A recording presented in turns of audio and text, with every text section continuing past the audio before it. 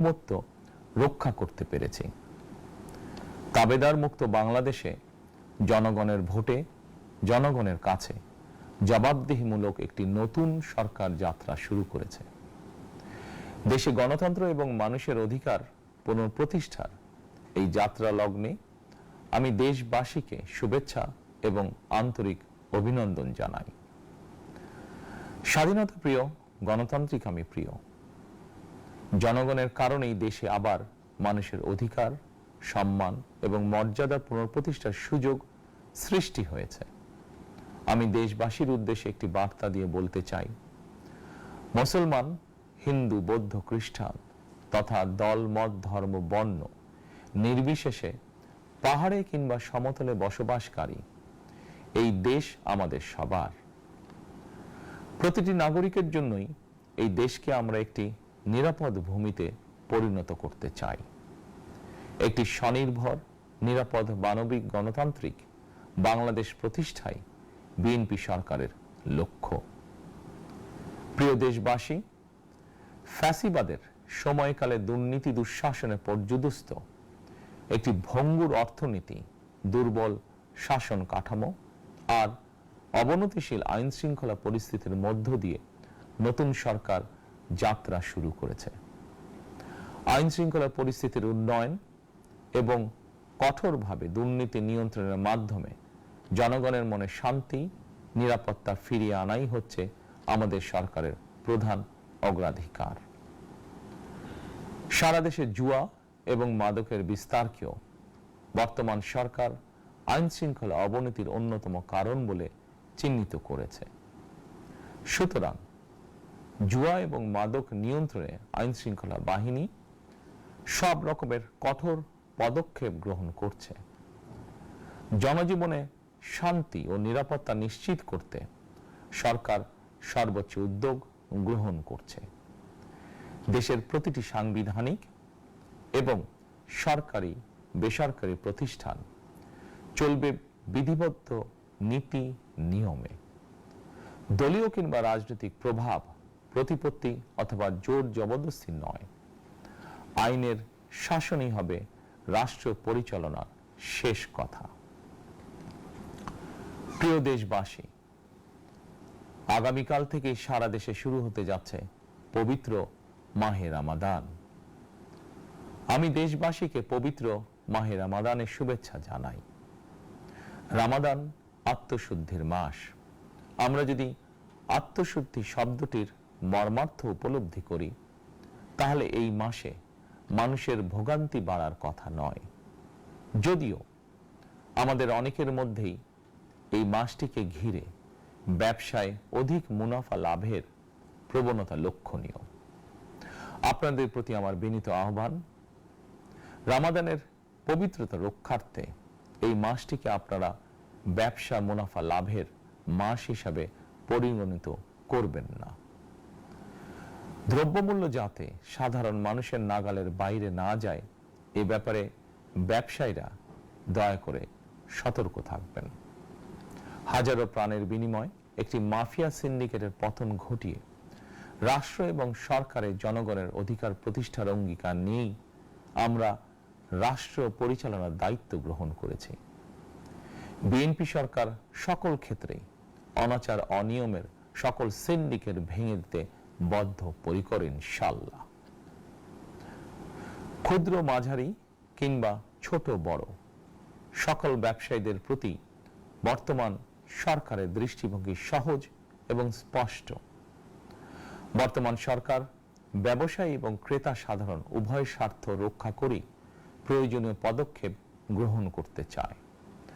সুতরাং সরকারের পক্ষ থেকে কি ধরনের উদ্যোগ গ্রহণ করলে বাজার পরিস্থিতি নিয়ন্ত্রণে থাকবে কিংবা ক্রেতা বিক্রেতা উভয়েরই স্বার্থ রক্ষা হবে, এ ব্যাপারে আপনাদের যে কোনো ধরনের পরামর্শ কিংবা অভিযোগ শুনতে সরকার প্রস্তুত। ক্রেতা বিক্রেতা গ্রহীতা এই সরকার সকলেরই সরকার। এই সরকার আপনাদেরই সরকার।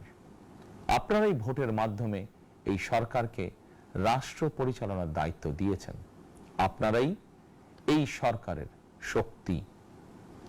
প্রিয় দেশবাসী, পবিত্র রমাদান মাসে রোজাদারগণ বিশেষ করে ইফতার, তারাবি, সেহরি এই সময়গুলোতে নিরবিচ্ছিন্নভাবে গ্যাস, পানি ও বিদ্যুৎ সরবরাহ পেতে চান। এই বিষয়টি নিশ্চিত করতে এরই মধ্যে আমি সংশ্লিষ্ট কর্তৃপক্ষকে নির্দেশনা দিয়েছি। অপচয় রোধ করে কৃচ্ছ্রতা সাধন প্রতিটি মুসলমানের ঈমানি দায়িত্ব। অফিস আদালতে বিনা প্রয়োজনে কিংবা প্রয়োজনের অতিরিক্ত গ্যাস, বিদ্যুৎ, পানি খরচের ব্যাপারে সচেতনতা অবলম্বন করাও ইবাদতেরই অংশ বলেই আমি মনে করি। দেশের সকল সরকারি, বেসরকারি কর্মকর্তা, কর্মচারী এবং জনসাধারণের প্রতি কৃচ্ছ্রতা সাধনের আহ্বান জানানোর আগে আমি সরকারের মন্ত্রী এবং বিএনপি সংসদ সদস্যদেরকে দিয়েই একটি দৃষ্টান্ত স্থাপন করতে চেয়েছি। বিএনপির সংসদীয় দলের প্রথম সভাতেই আমরা সিদ্ধান্ত নিয়েছি, বিএনপি থেকে নির্বাচিত কোনো সংসদ সদস্য সরকারি সুবিধা নিয়ে ট্যাক্স ফ্রি গাড়ি আমদানি করবেন না এবং প্লট সুবিধাও নেবেন না। আমি আপনাদের সামনে বলেছিলাম, রাষ্ট্র পরিচালনার সুযোগ পেলে বিএনপি সরকার মহানবীর ন্যায়পরায়ণতার আদর্শ অনুসরণ করবে। আমি মনে করি বিএনপির সংসদীয় দলের এই সিদ্ধান্ত ন্যায়পরায়ণতার আদর্শেরই একটি অন্যতম প্রতিফলন। প্রিয় দেশবাসী, বিভাগীয় শহরগুলিতে বিশেষ করে রাজধানী ঢাকায় যানজট অত্যন্ত নিয়ন্ত্রণহীন। হাটে, মাঠে, ঘাটে, অফিস, আদালতে জনগণের ভোগান্তির শেষ নেই। জনজীবনের নানা ক্ষেত্রে জনদুর্ভোগ লাঘব করা না গেলে জনমনে স্বস্তিও ফিরবে না। রাজধানীতে জনসংখ্যার চাপ কমাতে বিকল্প ব্যবস্থা গ্রহণ করা জরুরি হয়ে পড়েছে। মানুষ তার নিজ জেলায় কিংবা নিজের বাসা বাড়িতে থেকেও যাতে সহজভাবে সঠিক সময়ে অফিস, আদালত, ব্যবসা বাণিজ্য করতে পারেন, সেই লক্ষ্যকে সামনে রেখেই সারা দেশে রেল যোগাযোগ ব্যবস্থা ঢেলে সাজানোর উদ্যোগ নেওয়া হচ্ছে। এই পরিকল্পনার অংশ হিসাবে প্রথমেই রেল, নৌ, সড়ক এবং সেতু মন্ত্রণালয়ের কার্যক্রম পুনর্বিন্যাস ও সমন্বয় করা হচ্ছে। আমরা মনে করি সারা দেশে রেল যোগাযোগ ব্যবস্থার সহজ, সুলভ এবং নিরাপদ করা গেলে একদিকে যেমন জনগণের শহর কেন্দ্রিক বা নগর কেন্দ্রিক নির্ভরতা কমবে, অপরদিকে পরিবেশেরও উন্নতি হবে। প্রিয় দেশবাসী, আমাদের চারপাশে সমস্যার শেষ নেই, তবে সমস্যার পাশাপাশি সম্ভাবনাও কিন্তু কম নয়। আমাদের বৃহৎ জনগোষ্ঠীকে যদি আমরা দক্ষ জনশক্তিতে রূপান্তরিত করতে পারি, তাহলে এই জনসংখ্যাই হবে আমাদের জনসম্পদ।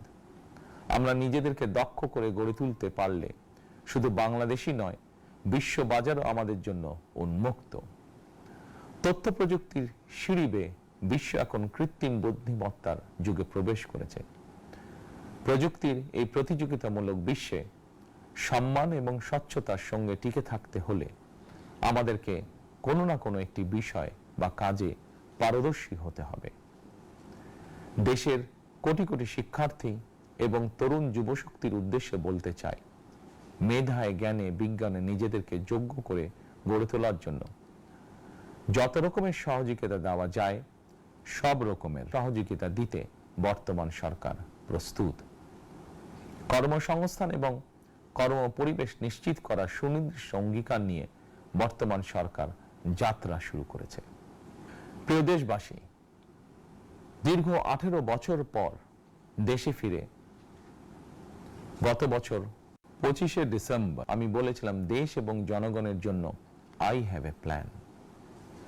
12ই ফেব্রুয়ারি জাতীয় নির্বাচনের আগে দেশের বিভিন্ন স্থানে ঘুরে আমার প্ল্যান, পরিকল্পনার অনেক কিছু আমি আপনাদের সামনে তুলে ধরেছিলাম। আপনারা স্বাধীনতার ঘোষকের প্রতিষ্ঠিত দল বিএনপিকে ভোট দিয়ে রাষ্ট্র পরিচালনার দায়িত্ব দিয়েছেন, সকল পরিকল্পনা বাস্তবায়নের সুযোগ দিয়েছেন।